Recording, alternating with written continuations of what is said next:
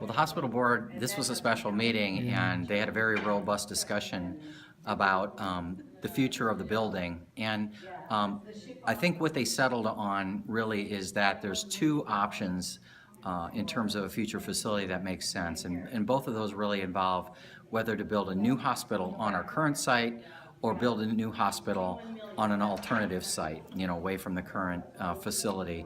I think what they're saying is they're moving away from the idea of taking the current building, which is old and out of date, and trying to renovate it. Too costly and too disruptive to patient care. Yeah, and so what decisions regarding the building will the board need to make in the future?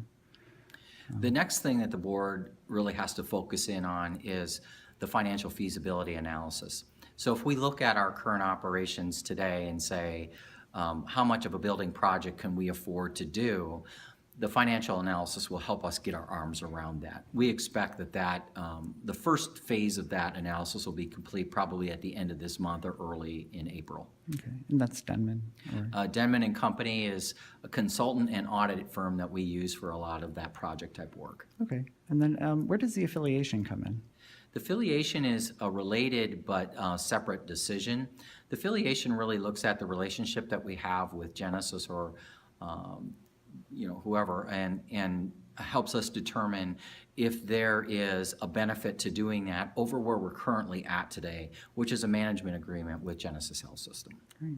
And the board still has to work on that as well. Yeah, I think there's still more open questions on that the board needs to get their arms around. They want to understand better what questions they want to have answered, how the work will be done, and the time frame that would be done. I think it's an exciting time. I know it's a lot of change, but all these changes I think could be very good for the future of healthcare in the long term for Jackson County area.